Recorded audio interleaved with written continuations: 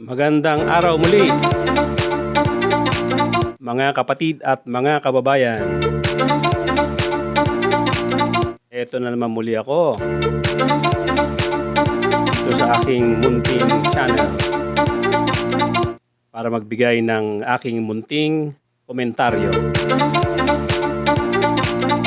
Salamat muli sa pagpapatuloy nyo sa akin sa inyong mga pintuan at sa inyong mga tahanan. At diretso na po tayo kaagad dahil medyo mainit-init pa ang topic na ito.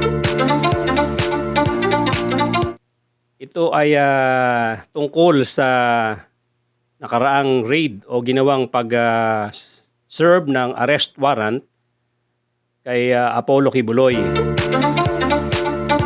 doon sa kanyang kingdom. Gandang pakinggan, ano? Kingdom. Talagang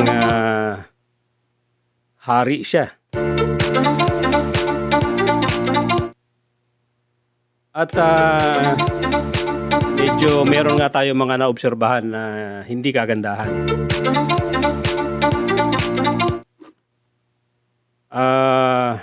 Yung pagpasok sa kingdom ng mga NBI agents ay parang hindi katanggap-tanggap. Hindi katanggap-tanggap ang senaryo. Hindi katanggap-tanggap ang diskarte.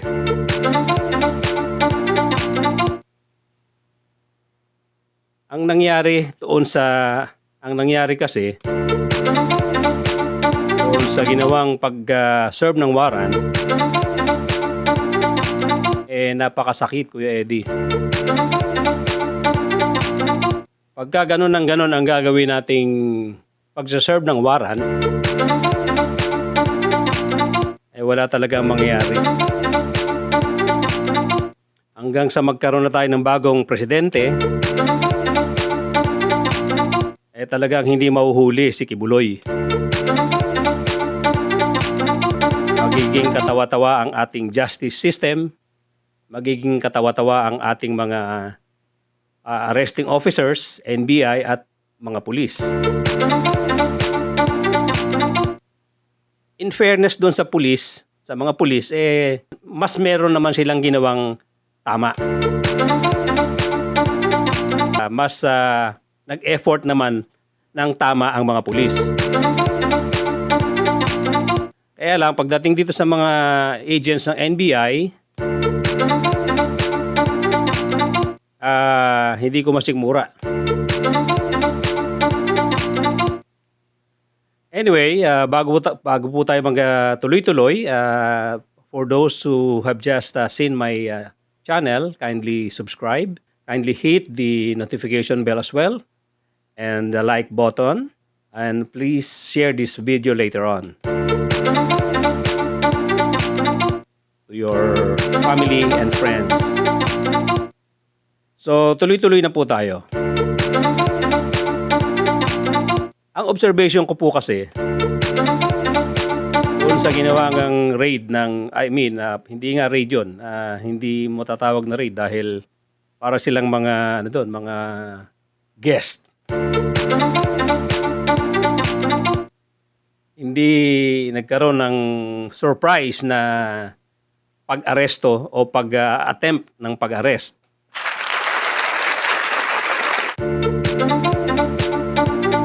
At medyo nakakatawa yung sistema.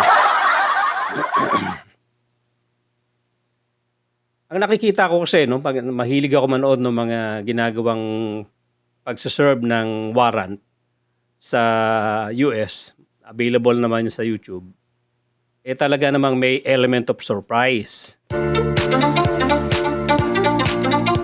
Pero dito sa atin, hindi ko nakita yon, parang element of element of being guest of honor yung ating NBI.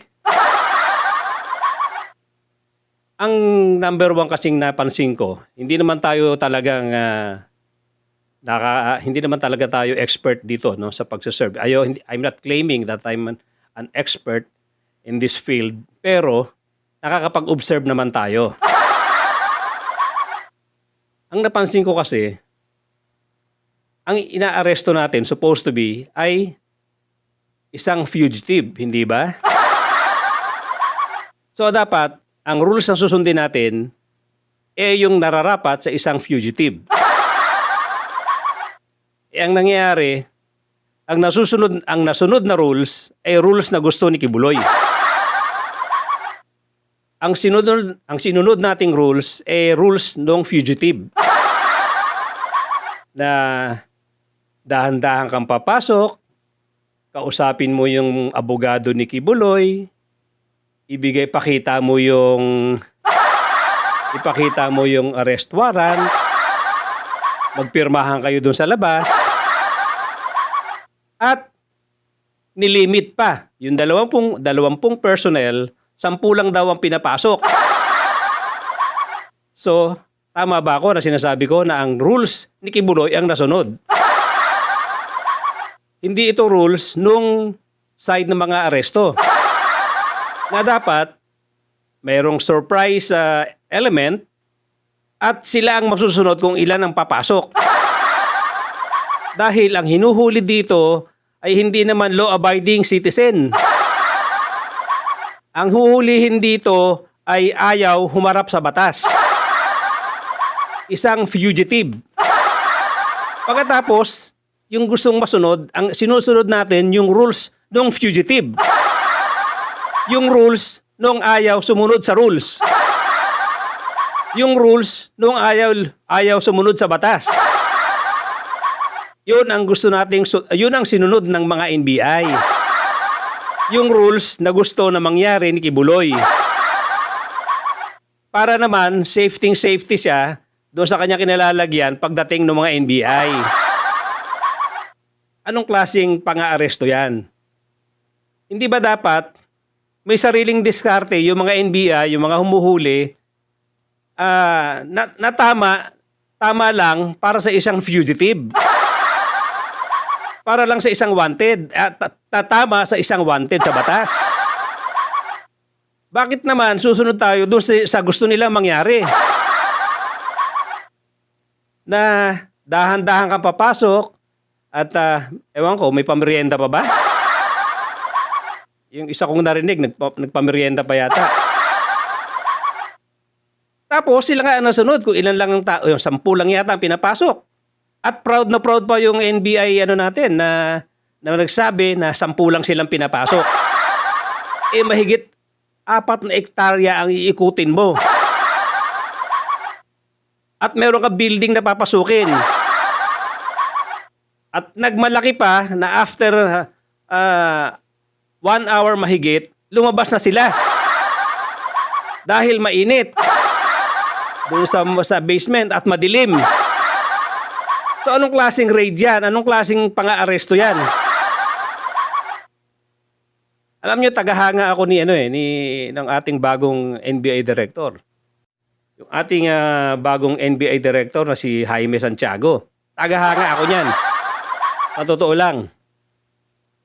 Kaya lang, sir, Hepe, hindi po katanggap-tanggap, medyo masakit sa bangs yung nangyari. At saka mukha yatang sinasabi nyo pa na okay lang na tumanggap nung nakaraan si NBI, sino ito? Yung nag-head nung ating, nag-head ng ating Region 11, Attorney Arcelito Abao, na pagkatapos ng mahigit 1 oras, lumabas na sila dahil hindi nila nakayanan yung init. Consists of 4.2 hectares, a 3-story kingdom, and meron siyang underground. Pinasok natin yung buong area. Yun, no, sinabi niya. 4.2 hectares. Ulit. Kingdom, and meron siyang underground. Pinasok natin yung buong 2 hectares. Pinasok namin yung kingdom, no? Consists of 4.2 hectares. Okay. Ito, sinasabi niya pa, no? Nagpa-interview siya. Pinasok daw nila yung kingdom na nasa 4.2 hectares ang area at merong building na 3 stories at pinasok nila yon at meron pang underground sa loob lamang ng mahigit 1 oras. Isipin nyo naman yon. At 10 katao lang kayo. Medyo talagang hindi siya katanggap-tanggap, no? 4.2 hectares, may 3-story building at merong underground, 10 katao kayo. Kung totoo namang magtatago, kahit na sabihin na natin na talagang na-surprise si Apollo Kibuloy doon sa ginawa nilang pagpasok. Yung 10 katao sa isang 4.2 hectares at meron ka 3-story building, wala na. Bago mo marating yung, bago mo maikot yung buong property, bago mo maikot yung building, kung meron man siyang tataguang iba, wala na, nakalayo na yun. Hindi ba common sense lang yun? Paano ka manguhuli ng isang tao na fugitive of the law, na siyempre ayaw talaga magpakita sa inyo yan, mahigit 4 na ektarya ang iikutin nyo, merong 3 palapag na building at saka siguro marami, I'm sure marami pang ibang structure doon. Paano nyo mahuhuli ang taong nagtatago? Paano nyo mahuhuli ang taong nagtatago sa batas kung sasampu kayo na ganong kalaki ang areang i-cover nyo? At may 3 palapag na building at mayroon pang underground at I'm sure hindi lang isang structure yan dahil napakalaki nung area. I'm sure maraming structure yan. Napuntahan kaya nila lahat yun. Although sayang lang talaga ang oras dahil hindi naman talaga nila intention siguro na makita si Kibuloy. Ano ba ito? Drama? Kasi kung talagang intention mo na mahuli isang nagtatago sa batas, hindi 10 katao lang sa 4 na ektarya. 4.2 hectares. Hindi lang 10 katao ang gagamitin mo kung may mga buildings kang papasukin. At pagkatapos ng mahigit 1 oras, tapos na. Sumurrender na kayo dahil wala daw kayong nakita. Sabi mo, wala kayong nakitang Kibuloy. Natural. Ay baka naman pag nasa gate pa lang kayo, nakatago na ng maayos yung mama. Hindi ba common sense naman? Nasa gate pa lang kayo, nagse-serve pa lang kayo, pinapabasa mo pa lang sa lawyer ni Kibuloy, yung inyong warrant of arrest. Nakatago na yon. Hindi ganyan sa tingin ko ang tamang pag-aaresto. Hindi naman tayo expert yan nga, sabi ko. Pero hindi ganyan yung mga nakikita kong pang-aaresto sa US. Mamaya ipapakita ko sa inyo yung mga nakita kong video on how to serve arrest warrant doon sa US. Hindi pa ganyang kalaki ang area na ikinocover nila. Pero full battle gear, mahigit 10 katao, tapos pinakapaikot na kagad doon sa area na pwedeng taguan ng tao nung wanted, kung sino mang wanted yun. Pero ito, magiging katawa-tawa lang po tayo na ang huhulihin mo na isang tao ay nasa isang malaking property na nasa 4.2 hectares at may mga buildings kang papasukin. 10 katao lang kayo. Ano ba naman? Katawa-tawa tayo niyan. Hindi po katanggap-tanggap yun. Mr. President, ma-reflection po ito sa inyo. Sana po ay hindi kayo pumayag ng ganito. Ang rules na sinusunod natin, yung rules nung wanted. Nung sinabi niyang 10 katao lang ang pwede pumasok, 10 lang pinapasok natin. Ano ba naman yan? Hindi po uubra ito. Baka tapos na po ang termino nyo, hindi talaga mahuhuli pa si Kibuloy. Kung ganito ng ganito yung mga aresto, yung mga taong pupunta doon sa pag-aresto. Alam ko naman, nagpiprepare ang mga pulis natin. At I hope na mas malaking raid na ang gagawin nyo, mas katanggap-tanggap at mas pinag-isipan yung gagawing raid ng mga pulis. Itong NBI mukhang mukhang delaying tactics. Para lang wag agad mang-raid yung mga pulis. Masakit mang sabihin yan. Although opinion ka lang naman yon. Kaya lang kasi glaring, no? Glaring. Kasi ang trabaho ko, minsan, umiikot din, kadalasan pala, umiikot din po ako sa mga subdivision para mag-supervise. Yung 2 hektarya lang, ubos oras mo. Yung kalahating araw mo sa 2 hektarya lang na iikutin mo para tingnan mo yung nangyayaring construction. Pero ito, 4.2 hectares at may nagtatago na wanted na hinahanap mo. At hindi man lang inabot ng 2 oras yung paghahanap. Lalong-lalo na meron pang building na titignan, napapasukin. Hindi po seryoso ito, Mr. President. Hindi po seryoso ito. Kung hindi niyo po mapapalitan yung team na to na papasok diyan sa pag-aresto ni Kibuloy, wala po talaga mangyayari. Hindi po makatotohanan. Sana naman ang mga pulis pinaghahandaan na isang malaking raid dahil dapat po ito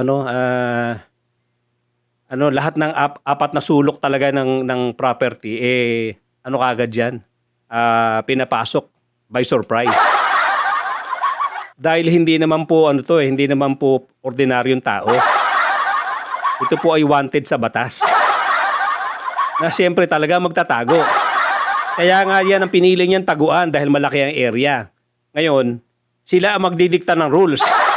Wala po tayong mahuhuli pagka ganon. Dapat i-break natin yung rules nila, rules natin kung paano natin pag-iisipan na mahuhuli siya. Walang iniwan po yan sa boxing. Pag ang kalaban mo ay counter puncher, wag mong laruin yung kanyang laro na bibigyan mo siya ng distansya para makapag-counter punch.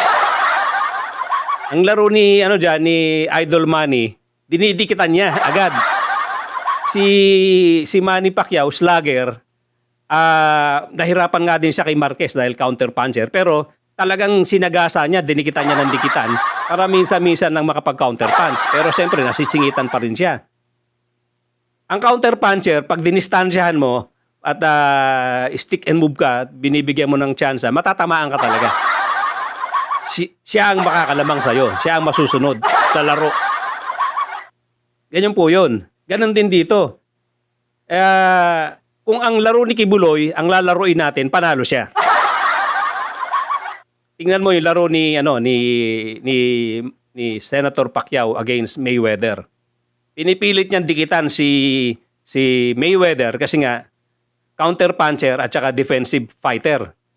Pero nasosolve niya naman. Kaya lang, siyempre, sa sobrang bilis nung mama, talagang nahirapan siya. Although sa tingin ko, panalo pa rin naman siya doon. Mas marami siya itinama magaganda. Pero yun na nga. Nakita nyo, pagka laro ay counter-punching at saka defensive, iba ang laro. Iba ang laro pagka nagtatago sa batas. Huwag mong laruin yung gusto niyang laro. Wala kang mahanap. Dito sa ginawa ng NBI, kitang-kita na ang nilaro nila yung laro na gusto ni Kibuloy. Hindi po natin mahuhuli ng ganyan si Kibuloy. With all due respect. I know, nakita nyo rin naman siguro. Nakita nyo rin naman siguro yung problema doon sa ginawa ng NBI. Pero masakit po sa mamamayang Pilipino na panoorin ng ganito, nakaka-insulto po. Nasunod yung rules ng kampo ni Kibuloy. Come to think of it, ano siya? Outlaw siya. Isa siyang fugitive of the law. Isa siyang wanted. Hindi naman po biro yung kanyang mga hinahaharaping kaso. Bakit naman siya ang masusunod sa rules? Gumawa po tayo ng rules natin, mga pulis, mga NBI.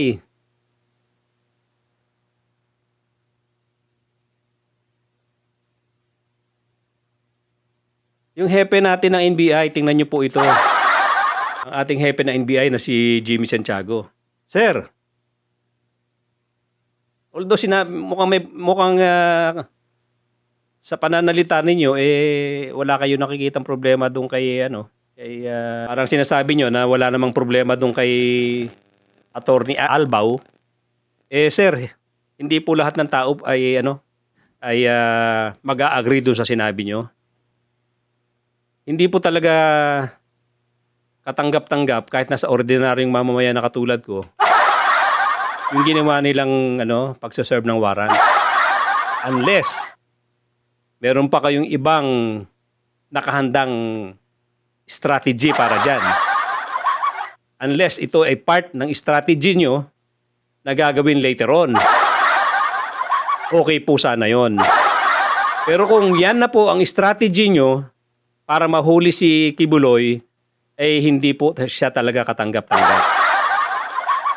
Pero baka naman, part lang ito ng plan ninyo. Initial plan pa lang to. At meron kayong mas magandang plano later on. Sana ganun. At sa PNP, sana ganun din. Sana meron naman kayong magandang plano later on. Dahil,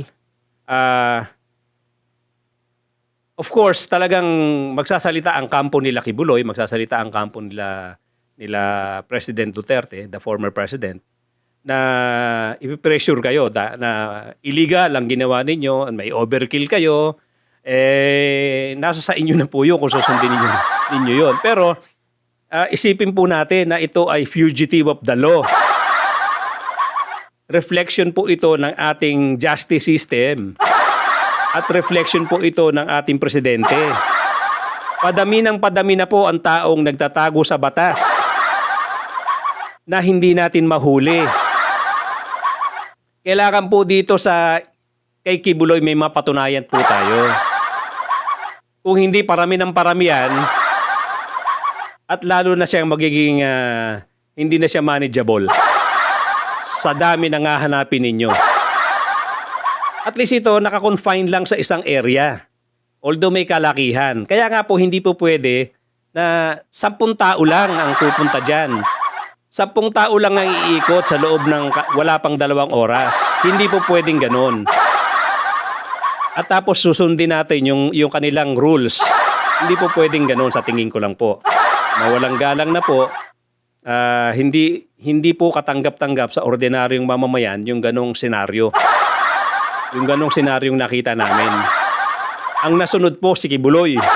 Ang nasunod po yung kanilang mga tauhan. Samantalang si Kibuloy ay outlaw. Si Kibuloy po ay fugitive of the law. Bakit kailangan silang masunod? Anyway, gusto ko po ipakita sa inyo kung paano mag-serve ng warrant doon sa US para ma-compare natin. Na sinasabi ko nga, hindi mo po pwedeng sabihing overkill. Sinasabi nga ng kampo ng ating nakaraang presidente na overkill daw yung ginawa ng pulis. Dito sa US, 1 tao lang hulihin mo, talagang full battle gear. Kompleto na equipment. Isa pa pong issue dito, dapat may body-worn camera. Bakit hindi po ba natin i-implement na ito fully, yung body-worn camera? Ito lang po rin makakapagsabi kung talaga nagtatrabaho ang ating mga kapulisan ng ating NBI.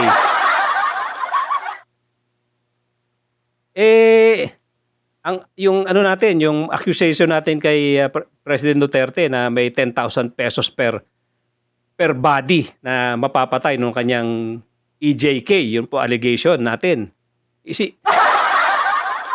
Kayang-kaya naman pala natin magbayad ng 10,000 from the government funds, malamang. Kayang-kaya naman pala natin magbayad ng ganun. Bakit hindi natin kayang bumili ng body camera? Hindi po talaga natin ma-check ang ating mga pulis, ang ating NBI kung papayagan natin mag-raid na walang body-worn camera. Dapat po meron 'yan. Positive o negative na event pangyayari at saka negative or positive man na tawag dito na result, negative or positive result, kitang-kita yan sa mga body-worn camera kahit papaano. Pero kung wala yan, in the absence of body-worn camera, maniniwala na lang tayo palagi sa sasabihin nila. na pumunta kami dito, inakyat namin to, pinuntahan namin yung basement, wala kami nakita, mainit, madilim. Hindi nga dapat reason yung madilim. Ano ba naman yung magdala kayo ng pagkalaki-laking mga flashlight o daylight, mga pwede nating gamitin, ginagamit na ilaw sa construction. Tapos dahil sa init, nag-alisa na kayo. So hindi yung intensyon na hulihin yung tao dahil init pa lang, sumurrender na kayo eh. Okay. Tingnan natin kung paano nga mag-serve ng warrant yung mga pulis sa Amerika at saka yung marshal para ma-compare natin.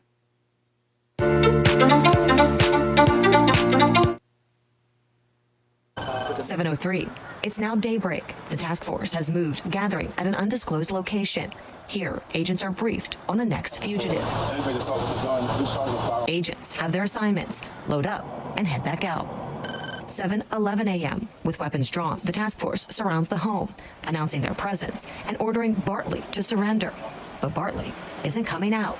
Agents realize there are multiple people inside the home, adding more risk to the situation. We operate in tense, uncertain, and rapidly evolving situations, and at a moment's notice, things can go violent. The other occupants exit the home, but Bartley still inside. Agents move in through the front door. Outside, the task force maintains a perimeter. The U.S. Attorney for the District of Maryland, Eric Barron, arrives on scene. Some of these operations at his request. Our strategy has been focused, aggressive. Finally, the fugitive surrenders. Bartley is escorted out of the home in handcuffs. Deputy Marshal Maresca on the arrest. The suspect was hiding throughout the deep ends of the house. We knocked on the house, we made our presence known, and unfortunately, everybody pretended like they didn't know what we were. 8:31 a.m. Agents are on to the next fugitive, Marche Cunningham, a 29-year-old mother wanted for child abuse. Cunningham isn't at work. Agents will now move to her home in Fells Point. 9:37 a.m. With guns drawn, agents surround Cunningham's home and say they can see the mother inside.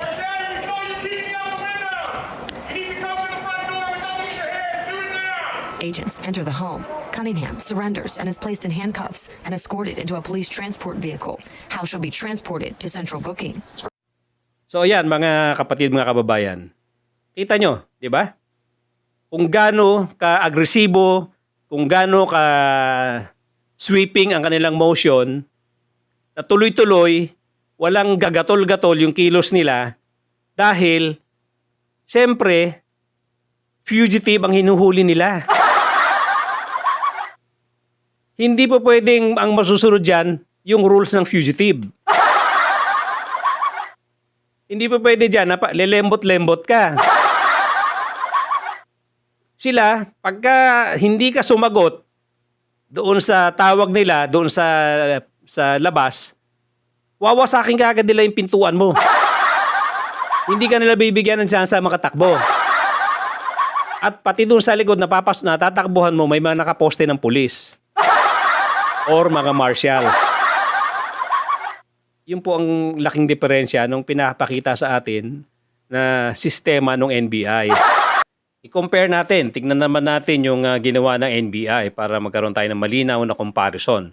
Kung talaga bang masyado tayong relax sa pagsaserve ng warrant, sino ba ang mas tama? Considering na ang hinahanap natin ay fugitive of the law. Tingnan mo ang treatment ng mga US Marshals sa pagsaserve ng warrant sa mga fugitives as against doon sa pagsaserve ng NBI sa ating fugitive of the law na si Apollo Kibuloy. Tingnan natin. Warrant, posibleng maabtan pa nato if ever. Doon si Attorney Israelito Torion, well, bilang pa ng KOG, so sa imong nasulti ka ganina, nahimong malinaon. Apan, ang pagtratar ba sa media, maayo po ba? Sa inyo, media na Kaming party.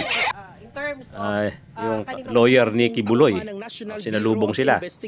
Na kung tutuusin, diyan pa lang, papasok pa lang sila sa gate, assuming na ito ay surprise raid or surprise serving of the warrant of arrest. Diyan pa lang sa pagsalubong ng representative ni Apollo Kibuloy, kung hindi alam ni Kibuloy ito at pagtataguin siya, napatakbo na yan. Hindi ba? Isang tawag lang yan. O, tumakbo ka na, nandito na sila. And so far, wala naman tayong nakitang mga akusado, including Pastor Kibuloy. Hindi pa natapos ang pag-iikot sa compound Nilalaro dahil sobrang ng NBI laki yung ng gusto lugar. nilang laro. Nilinaw naman ng NBI. Nilalaro ng na hindi sila NBI yung nakatanggap rules na ng gusto impormasyon ng na mga nasa loob nasa lang ang side ni pastor. Kibuloy. Sil ni So Kibuloy, sa tingin nyo, mga naging kababayan, mapayapa ang mga paghahain kapatid, ng may arrest mahuhuli warrant ng tayo. NBI. Tularan daw sana ito ng PNP. Hindi kailangan na magdala ka ng maraming armas dito kung makipag-cooperate po sila sa amin. No need to show force, no need to bring armaments, no need to bring a lot of helicopters. Gusto nyo mang pumasok kahit kaninong bahay, magbigay pugay naman kayo. Galangin nyo naman yung pamamahay namin. Kailangan daw galangin natin tahanan nila. Hindi ba nila naisip na yan ang tahanan na yan na pinagtataguan ng isang suspect? Dapat isipin nila yan na galangin din ninyo yung batas kung gusto ninyong igalang yung tahanan ninyo. Dahil itinatago ninyo yung pugante. Tinatago ninyo yung isang taong wanted sa batas. So dapat rule of law ang masusunod. Hindi yung rule ni Kibuloy, hindi yung rule ng suspect. Nandoon na kami. Dapat ginagalang ang tahanan kahit na kaninong tahanan. Pero kung nagtatago ka naman ng pugante, nagtatago ka ng isang tao na may paglabag sa batas o suspect na ayaw humarap sa batas, masasagasaan din dyan yung rights ninyo na sinasabi nyong dapat igalang. Kasi hindi nyo ginagalang ang batas. Alam nyo kung nasaan si Kibuloy, pero itinatago ninyo. Ikakatuwiran nyo, igalang ang inyong tahanan. Paano kung may krimen na ginawa? Pababayaan na lang siya ng batas dahil ayaw mabastos ang inyong tahanan. Ganun ba ang gusto nyo sabihin? Kalokohan po yan. Yan nga ang sinasabi ko na gusto nyo lang ang rules ninyo ang masunod. Para habang panahon na lang magtatago si Kibuloy dyan dahil hindi dapat bastusin ang kanyang kaharian, ang kanyang tahanan. Katawa-tawa na ang ating batas pagkaya ng nasunod. Kung ang kagustuhan ninyong masusunod, magiging katawa-tawa ang batas.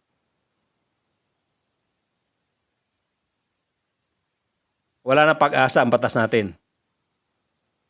Gagawin lang yan. Pag meron nakagawa ng krimen, magtatago sa bahay at sasabihin, hindi nyo pwedeng pasukin ang aming tahanan dahil mababastos kami. Dito. Nasaan ang rule of law? Hindi pwedeng ikatuwiran yan. So sana naman, NBI Director, Jaime Santiago, na aking hinahangaan, sana po tingnan nyo ito ng maigi dahil alam naman po ninyo yun na hindi uubra na sila lang ang masusunod para lang may panahon magtago ang kanilang iniidolong si Apollo Kibuloy. Hindi po pwedeng ganun. Meron tayong mas mataas na dapat sundin kundi yung batas ng Pilipinas. Hindi lang yung batas ni Kibuloy. Okay? So maraming salamat mga kababayan. Yan lang yung aking gusto ipunto at gusto kong mapanood ninyo. Comparison ng kung paano ang Amerika, ang US Marshals, kung paano nila pairalin ang batas na walang sinisino. Marami pa yan. Kahit na matataas na ranking, kahit na mga matataas na opisyal ng Amerika, pag nagkaroon talaga ng pagkakasala sa batas, huli. Yan, si Trump, di ba, convicted yan. Meron lang appeal, pero later on, pag hindi na siya nagtagumpay sa kanyang appeal, arestado yan. Wala silang pinipili. No one is above the law. Dapat ganun lagi ang ating iniisip. Hindi yung ginagawa niyong dahilan, yung inyong tahanan, wag mabastos. Pero yung inyong itinatagong tao ay maraming binastos. Maraming reklamo, maraming nabiktima supposedly, maraming demanda na nasa korte na dapat niyang harapin. Hindi puro karapatan lang niya ang dapat obserbahan at dapat galangin. Ang karapatan din ng mga supposed to be biktima niya at ang karapatan ng korte na iharap siya upang litisin. Maraming salamat, ladies and gentlemen, mga kapatid, mga kababayan.